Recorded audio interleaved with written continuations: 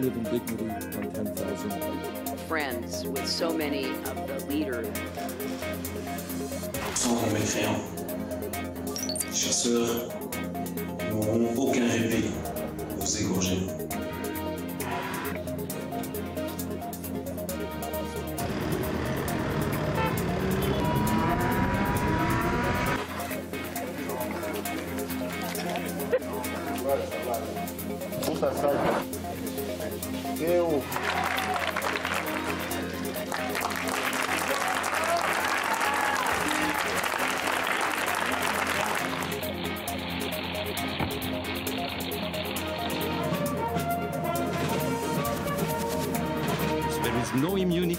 Il n'y a pas d'immunité. Nous nous attendons à énormément d'infections, certaines détectées, d'autres pas.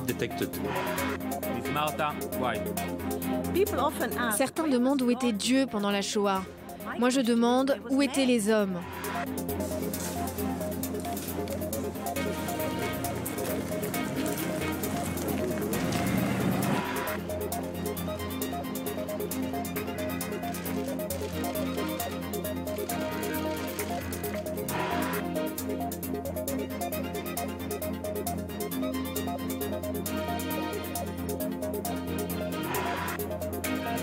Nel silenzio delle loro stanze, noi ci dobbiamo fare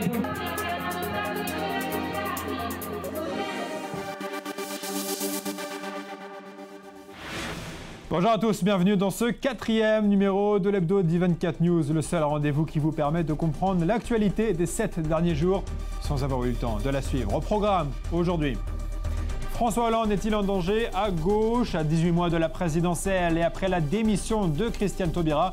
On fait le point sur les préparatifs des frondeurs qui pourraient lui coûter sa qualification pour le second tour en 2017. Paris, New Delhi, nouvelle idylle économique, mais est-ce que les deux pays seront capables de tisser également des liens politiques? Nous en parlerons avec Pramit Palsho-Duri, chef du service étranger du journal Hindustan Times. Il est l'invité de l'hebdo. Et enfin, dans la deuxième partie, je vous dirai pourquoi Laurent Fabius veut absolument relancer une conférence internationale sur la paix au Proche-Orient. Et nous débattrons de l'Iran, soudainement devenu pays fréquentable, du moment évidemment que Téhéran accepte de signer des contrats pour plusieurs millions de dollars.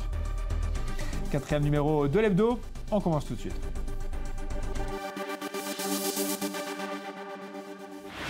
Dorian Sapir, bonjour. Vous êtes analyste politique de i24 News. On va parler de politique française dans un instant. On regarde d'abord ce sujet.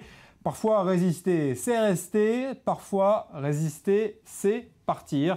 C'est par fidélité à soi, à nous, pour le dernier mot, à l'éthique et au droit. C'est avec ces quelques mots sur Twitter que Christiane Taubira a annoncé son départ du ministère de la Justice, mettant fin ainsi à une polémique autour de sa présence au gouvernement. Mais au-delà de sa personne, c'est surtout la question de la gauche de François Hollande qui se pose. À 18 mois de la présidentielle, certains au PS s'inquiètent d'une candidature rivale, comme en 2002, lorsque Taubira s'était présenté, privant ainsi Lionel Jospin des quelques milliers de voix qui lui manquaient pour arriver au second tour. Alors on parle de 2017 dans un instant, mais avant cela, retour en arrière sur 4 années de fronde à gauche contre la politique de François Hollande. C'est signé David Gombin. Parfois, résister, c'est rester. Parfois, résister, c'est partir. C'est avec ces quelques mots que la désormais ex-garde des Sceaux, Christiane Taubira, a choisi de commenter sa démission. Respecter des valeurs plutôt que de capituler sur des idées. Dans l'esprit de la fronde, elle quitte ses fonctions. Un acte politique fort qui vient résumer 4 années de fronde à la gauche du président Hollande. 9 octobre 2012, la 14e législature est à peine installée que déjà certains députés PS refusent de voter une proposition de loi émanant du gouvernement de Jean-Marc Ayrault. Le texte contesté, le pacte budgétaire européen. Sur les 297 députés que comptent les socialistes à l'Assemblée, 20 votent contre et 9 s'abstiennent. Le ton est donné. Monsieur le Président... Une ligne de refus qui ne va que s'amplifier avec le temps. Après plusieurs épisodes similaires durant le mandat de Jean-Marc Ayrault, cette fronde s'élargit avec la nomination de Manuel Valls à Matignon. Merci, Monsieur le Premier ministre.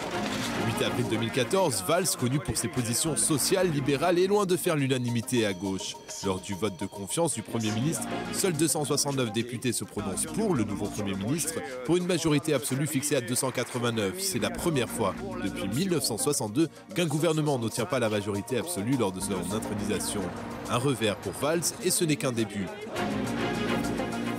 21 avril 2014, le projet phare du nouveau gouvernement, c'est le pacte de stabilité, un projet de réduction de déficit budgétaire qui prévoit 50 milliards d'économies sur 3 ans. À l'Assemblée, on n'est pas loin du pugilat. Abstention record dans les bancs de la majorité. 41 députés socialistes s'abstiennent, 3 votent contre. Bientôt, les frondeurs s'unissent, lancent l'appel des 100 puis forment le collectif Vive la gauche. Face à la lourde défaite du PS au départemental, les frondeurs poursuivent leur critique acide de la politique gouvernementale et se font les oiseaux de mauvais augure. Nous sommes en train d'avoir une crise républicaine en plus d'une crise sociale. Juin 2015, le ministre de l'économie Emmanuel Macron voit son projet de loi pour la croissance et l'activité chahuté. Les frondeurs, menés par l'ancien ministre Benoît Hamon, menacent de voter contre. Valls riposte et engage la confiance du gouvernement. Il utilise le fameux article 49.3. 24 juin 2015, l'une des figures de la fronde, Philippe Noguès, annonce son départ du PS. Contestant la vision caporaliste du chef de groupe PS à l'Assemblée, il décide de siéger en tant que député non inscrit. 22 décembre 2015, après les attentats de Paris du 13 novembre, François Hollande a exprimé son désir d'inscrire la déchéance de nationalité pour les binationaux. Taubira, en déplacement en Algérie, annonce que le gouvernement renonce à cette mesure. Cacophonie à gauche, ses propos sont démentis par le Premier ministre qui affirme maintenir la mesure. Une démission de l'ex-garde des Sceaux sur fond de désaccords politiques majeurs et qui vient fragiliter encore plus une gauche en état de décomposition. Reste à savoir quelles en seront les conséquences à moins de 18 mois du premier tour de l'élection présidentielle. Dans Even Sapir, un sondage de ce dimanche matin annonce que 65% des Français veulent une primaire à gauche, un désaveu total pour un président sortant. On imagine mal, évidemment, François Hollande se prêter à ce jeu. On imagine qu'il y aura donc François Hollande et un autre candidat de la gauche. Ça pourrait lui coûter cher. Oui, écoutez, la situation qui s'est installée depuis le départ de Christiane Taubira est la suivante. On a un gouvernement dont la ligne économique et très nettement social-libérale, la ligne économique menée par le ministre des Finances Emmanuel Macron, et sur les questions du rapport avec la laïcité, sur les questions des prérogatives de l'État, eh bien on a un gouvernement qui est sur une ligne très républicaine, très laïque, classique. En fait, c'est la ligne Valls, tant sur le plan économique que sur le plan régalien, si vous voulez, les prérogatives de l'État. La ligne Valls, elle a toujours été minoritaire, non seulement au sein de la gauche, mais même au sein en 2011. Mais même au sein du Parti socialiste, Manuel Valls a toujours été minoritaire. Donc par conséquent, on voit mal dans ces conditions, alors que François Hollande est de plus en plus identifié à cette ligne politique-là, à la fois social-libérale et très étatique républicaine. Eh bien, on a du mal à imaginer comment une candidature alternative à gauche ne pourra pas rassembler autour d'elle un grand nombre des déçus de gauche de ce gouvernement. Et là, c'est un scénario qui peut rappeler celui de 2002, effectivement. Absolument, c'est la vraie question. Je disais, Christiane Taubira est accusée d'avoir fait perdre Lionel Jospin au premier tour. Est-ce qu'une candidature à gauche peut empêcher François Hollande d'arriver au second tour ? Vous vous rappelez qu'en 2002, Christiane Taubira était une quasi-inconnue. Elle ne bénéficiait pas de la très grande notoriété dont elle bénéficie aujourd'hui, ni de la popularité dont elle bénéficiait dans certains milieux de la gauche libérale ou la gauche libertaire. Et donc oui, là, il y a une vraie menace pour François Hollande. Il y a donc une vraie menace, lorsqu'on sait que Marine Le Pen est si haut dans les sondages, de voir François Hollande éliminé par sa gauche ? Alors, c'est un scénario qui a toujours été présent dans l'esprit des analystes et des responsables politiques, mais là, avec la nouvelle donne qui s'est installée depuis le départ de Christiane Taubira, et puis je vous rappelle, Julien, que Christiane Taubira n'est pas la seule personnalité de gauche à avoir quitté le gouvernement, loin s'en faut. On se souvient d'Arnaud Montebourg, on se souvient des responsables des Verts, des écologistes. Donc là, on a un gouvernement resserré, peut-être plus cohérent idéologiquement, mais qui laisse de très nombreux mécontents dans la classe politique et dans l'électorat. Et là, oui, on peut se diriger. On peut imaginer effectivement un scénario similaire à celui de 2002 avec un second tour au droit de Front National. Avec un Front National aussi haut dans les sondages, on ne sait pas si François Hollande peut se permettre de se disperser dès le premier tour. Merci beaucoup, dans Even Sapir. Et on en vient à l'invité de l'hebdo cette semaine, c'est Pramit Palshoduri, chef du service étranger au journal Hindustan Times, qui nous fait l'honneur d'être avec nous pour parler de la visite de François Hollande en Inde, la seconde dans le pays depuis qu'il est arrivé à l'Elysée. Ça mérite que l'on s'y arrête. Bonjour, merci d'être avec nous tout d'abord. Est-ce que les Indiens attendaient la venue du président français ? Oui, je pense qu'il y avait un réel intérêt quant à la visite du président français. François Hollande avait déjà visité l'Inde, comme Nicolas Sarkozy avant.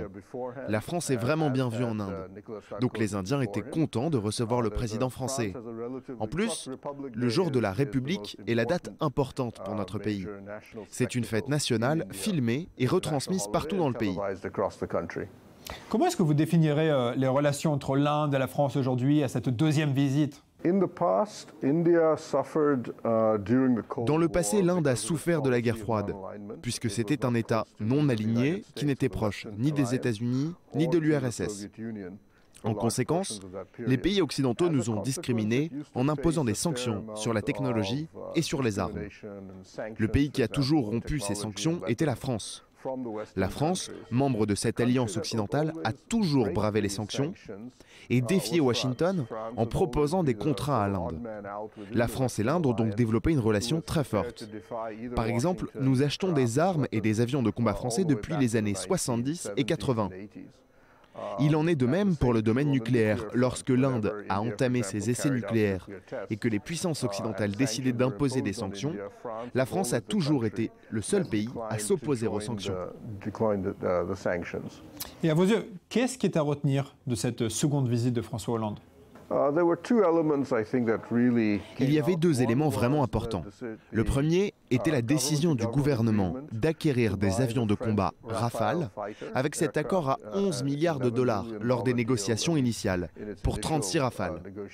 L'accord final se conclura dans les semaines à venir. Il y a encore quelques débats concernant le prix, mais cet accord est quasiment prêt et déjà validé par les plus hautes sphères gouvernementales. Cela signifie que le Rafale sera l'avion de combat en première ligne de l'aviation indienne. Il est probable que l'Inde continue à acquérir des Rafales après cet achat. Le deuxième élément important est l'accord sur le nucléaire civil, qui est en attente depuis longtemps. Récemment, l'Inde a signé un accord crucial sur le nucléaire civil avec le Japon. Les composants japonais sont primordiaux dans les réacteurs nucléaires français. La combinaison de cela avec la signature de l'accord international sur la responsabilité nucléaire signifie que, dans les faits, nous pouvons désormais commencer à acheter à la France des réacteurs nucléaires, notamment à Areva. Et c'est un intérêt pour la France, qui veut vendre 6 réacteurs à l'Inde pour un montant estimé entre 15 et 20 milliards de dollars. Ça commence à se mettre vraiment en place. Donc la combinaison de ces deux éléments, le nucléaire civil et la vente des avions Rafale, sont probablement les deux éléments clés de la visite de François Hollande en Inde. Mais il s'agissait uniquement de discussions économiques ou également de sujets politiques ? Il n'y a pas tant de différence politiquement entre l'Inde et la France. Toutefois, ces deux pays n'ont pas tellement d'autorité en dehors de leur région géographique immédiate. L'Inde n'a pas vraiment d'influence dans la région atlantique et la France n'est pas une grande puissance en Asie. Donc nous avons des domaines dans lesquels nous coopérons, par exemple en ce qui concerne la sécurité maritime dans l'océan Indien. La France est souvent oubliée, mais elle fait partie des deux puissances occidentales qui maintiennent une flotte navale permanente dans l'océan Indien, car elle contrôle certaines îles, comme les Comores et la Réunion. De ce fait, on dénombre environ 1 million de citoyens français dans l'océan Indien, ainsi qu'une forte présence navale. Donc nous avons consolidé, si vous voulez, nos relations pour la coopération sur ce front. Une dernière question. Certains estiment qu'il y a des relations entre les deux pays, mais pas entre les peuples français et indiens. Est-ce que vous partagez ce constat ?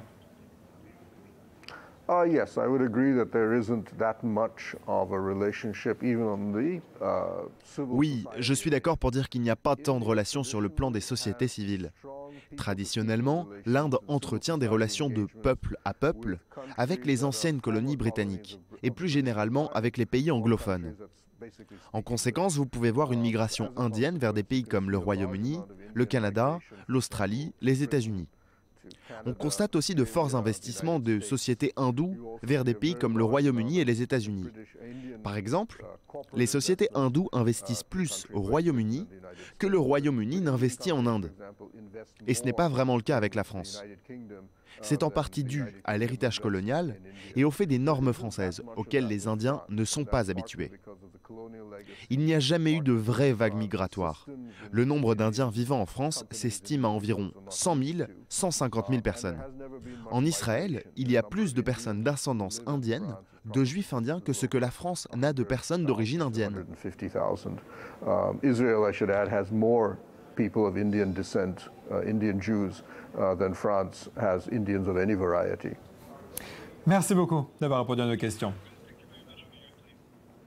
Merci. Et c'est la fin de cette première partie de l'hebdo. Dans un instant, un point complet avec l'actualité internationale et moyen-orientale d'aujourd'hui. Et on se retrouve tout de suite après pour parler de l'initiative française de paix au Proche-Orient et du monde court dans les bras de l'Iran pour signer des contrats. Restez avec nous, on se retrouve tout de suite après.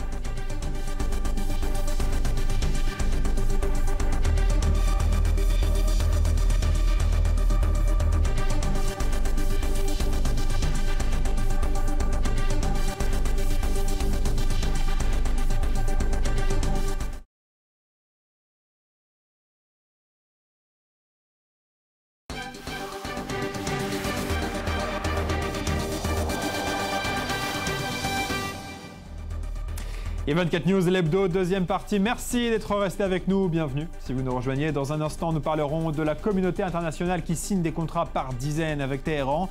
Mais avant cela, je voudrais revenir sur ceci.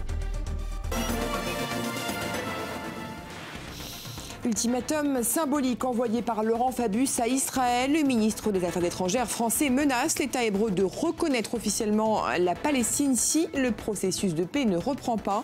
La France va tenter dans les prochaines semaines de préparer une conférence internationale pour relancer les pourparlers. Vous l'avez entendu, la France souhaite organiser une conférence internationale sur la paix. En réalité, la France perd surtout patience face à des négociations qui n'avancent pas.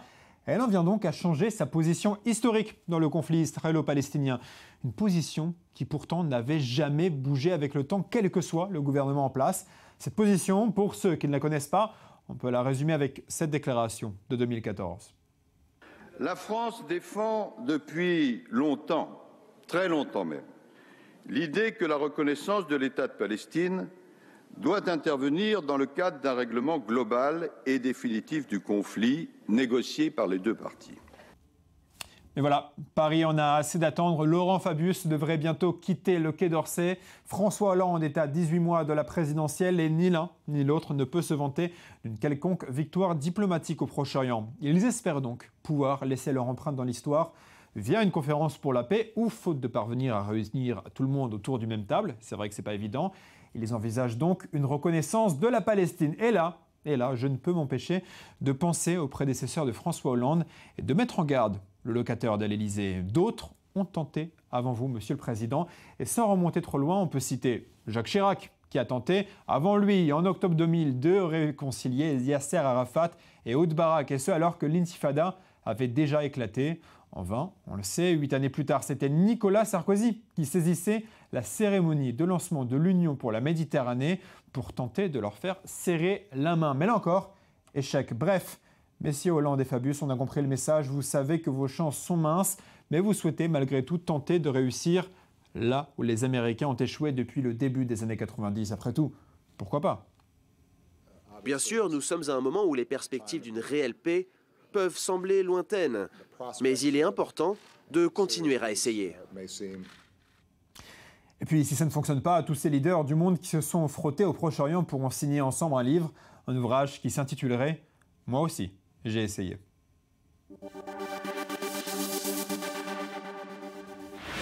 On en vient à notre débat de la semaine. Le président iranien a effectué une tournée diplomatique triomphale en Europe. Les musées de Rome ont camouflé les statues nues, les chancelleries ont mis les petits plats dans les grands. Bref, tout a été fait pour servir un objectif, signer des contrats. L'Iran est donc devenu un pays fréquentable, du moment qu'il paye. On parle tout de suite de cette nouvelle popularité de l'Iran, mais dans un instant. Mais d'abord, on revient en image sur la visite de Rouhani dans le vieux continent. Retour en arrière avec Solal Azerwal. Une tournée diplomatique singulière. Il s'agit de la première visite bilatérale en Europe, entamée lundi 25 janvier par le président iranien Hassan Rouhani. Au programme, visite de Rome, du Vatican et de Paris. Le dernier président iranien à s'être déplacé dans l'Hexagone était Mohammad Khatami, le 31 octobre 1999. Un événement, il s'agissait de la première sortie d'un président de la République iranienne hors des frontières de son pays depuis la révolution islamique de 1979.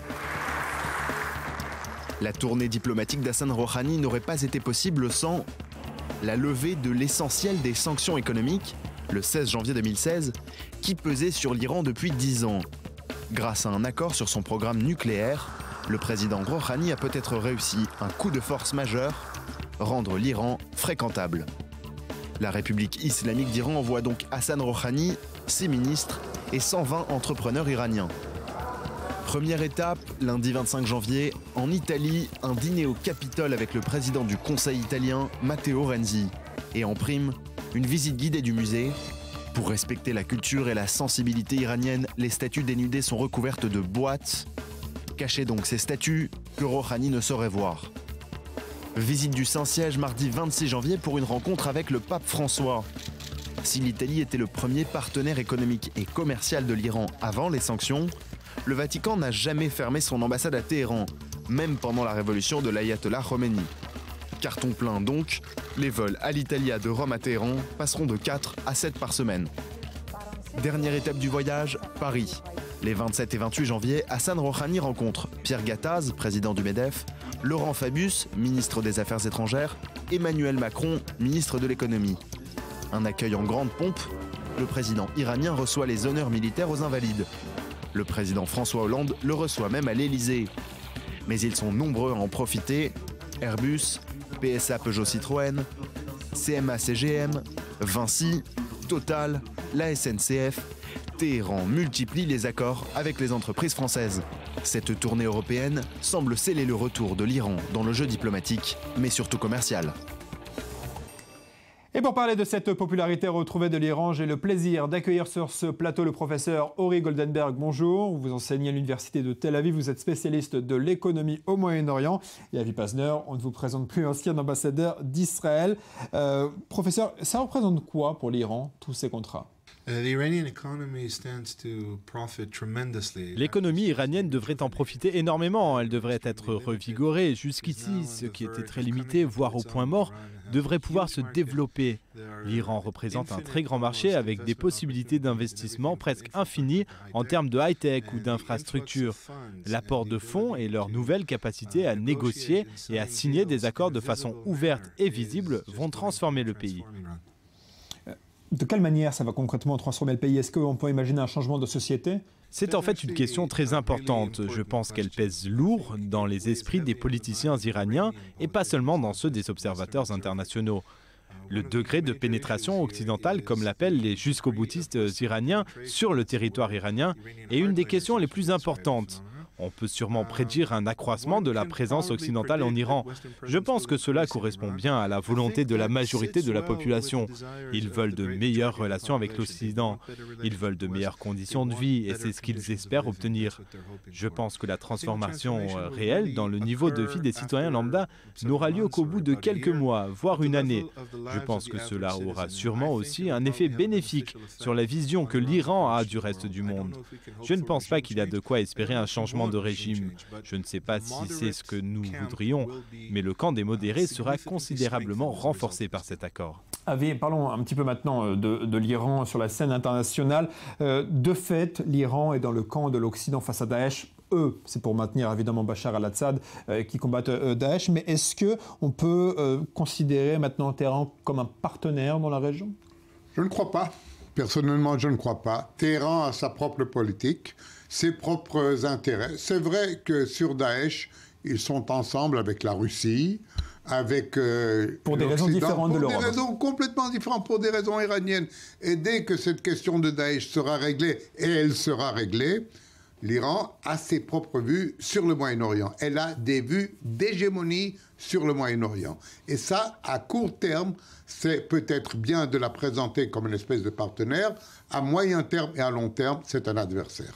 Mais tout de même, lorsqu'on voit que les Marines américains qui sont entrés par erreur dans les eaux américaines et qui sont pu être libérés aussi rapidement, on voit que l'accord sur le nucléaire a eu des effets positifs sur la calme. Libérés, mon cher Julien, après être humiliés. Oui, mais vous les avez vus avec les mains sur la tête, ok? Et ça, c'est une image en Iran, on a célébré cette image.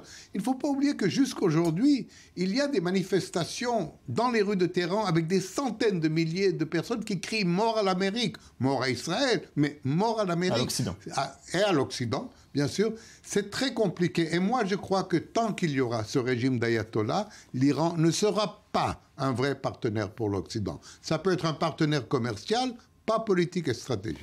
Professeur, une question tout de même. Lorsqu'il y a des contrats en jeu, lorsqu'il y a des enjeux économiques, on a l'impression que les États sont plus enclins à faire des accords diplomatiques et moins à faire la guerre. Est-ce que vous confirmez que ça peut être le cas avec l'Iran ? À vrai dire, je voudrais vous offrir une opinion différente sur l'intérêt de l'Iran dans cette histoire. Je pense que le Moyen-Orient tout entier est en phase de reconfiguration, qu'il y a une ligne de démarcation réelle entre une option sunnite et une option chiite. L'option sunnite embrasse des idéaux plus extrémistes et fanatiques pour de nombreuses raisons. L'option chiite, même si elle reste concentrée sur ses propres intérêts religieux, montre un grand pragmatisme et fait preuve de beaucoup de réalisme. Alors je ne pense pas que l'économie sera la seule chose qui fera de l'Iran un partenaire réaliste, avec qui il serait peut-être préférable de traiter plutôt qu'avec l'Arabie Saoudite. Je pense que c'est son réel engagement à faire preuve de pragmatisme, en contraste avec ce que M. l'ambassadeur Pazner a dit, qui servira au mieux les intérêts de l'Iran à long terme. Je pense qu'en ce moment, des voix s'élèvent clairement au sein des politiciens iraniens pour dire exactement cela. Vous voulez réagir à ce que le professeur vient de dire? Oui, j'aimerais réagir parce que je ne crois pas à la modération iranienne. Je n'y crois pas du tout. Quand on voit les agissements de l'Iran qui finance le Hezbollah, qui finance le Hamas, qui finance le djihad islamiste, qui finance les Houthis au Yémen, ce n'est pas une force modérée, à ma vue. C'est vrai, les sunnis sont beaucoup plus cruels, mais les Iraniens sont beaucoup plus efficaces. Ça pose la question de l'utilisation de l'argent. Je pense qu'en ce moment, l'Iran connaît une véritable crise intérieure, une lutte pour l'âme de la République islamique. Il y a une option jusqu'au-boutiste qui est aussi dévouée à ses idéaux que son homologue sunnite. Mais il existe une voie tout aussi religieuse qui ne prône pas le remplacement de la République islamique, mais qui comprend les relations qui unissent religion et politique et qui embrasse le réalisme et le pragmatisme avec ferveur et dévotion. C'est une crise qui n'a pas encore été résolue. Une fois qu'elle le sera, je pense que les débats prendront une toute autre tournure. Mais pour le moment, je pense qu'il est dans le meilleur intérêt de l'Occident de jouer un rôle dans ce qui est en train de se passer en Iran, et pas seulement en termes d'économie. Il est de notre intérêt d'apporter le plus de soutien possible à ce que j'appellerai à nouveau la voie des modérés. Donc vous pensez que c'est aussi l'intérêt de l'Occident de développer l'économie iranienne? Oui, c'est certain. Je pense que si les investissements européens et américains dans l'économie iranienne conduisent au renforcement de cette voie modérée, et une nouvelle fois, je mets en avant le fait que ce n'est pas une voie ni séculaire ni occidentalisée, mais modérée au sein du système religieux. Je pense que c'est dans l'intérêt des deux parties. Je pense également que l'Iran pourrait jouer et joue déjà un rôle très important dans la lutte contre Daesh, pour quelles qu'en soient les raisons, mais de manière effective. Les soldats iraniens sont ceux qui combattent le plus ces forces de Daesh. Alors oui, en tout cas, à court terme et pour le moment, je pense qu'il est dans le meilleur intérêt de l'Occident de jouer un rôle actif dans le développement économique iranien. Avi, un dernier mot sur l'Iran, vous comparez ça à la personnalité de la semaine. Vous comprenez cette conception de ceux qui, comme le professeur, estiment qu'il faut développer l'économie iranienne pour espérer un changement du côté des modérés religieux? Et moi, malheureusement, je ne peux pas partager l'optimisme du professeur. Je crois que l'Iran n'a pas abandonné son rêve nucléaire. On n'en a pas parlé. On a parlé maintenant. On a parlé de tout. On parle d'économie. On parle de... Oui. Mais on ne peut pas ignorer le fait que l'Iran est activement va développer une capacité nucléaire qui peut-être dans 10 ans, dans 12 ans ou dans 15 ans va tourner en une capacité nucléaire militaire. Et il ne faut pas oublier que l'Iran, qui avait des grands ennuis pour financer le Hezbollah, qui a dû couper 10% du budget du Hezbollah parce qu'ils n'avaient plus d'argent, maintenant qu'ils vont recevoir cet argent, ils vont pomper dans le Hezbollah, dans le Hamas, dans le djihad, dans les Houthis. Je ne suis pas malheureusement optimiste tant qu'il y aura ce régime en Iran. Alors, avant de se quitter, on passe comme chaque semaine on va parler chaque semaine de la personnalité de la semaine. On a 3 possibilités cette semaine, on va voir à l'écran tout de suite.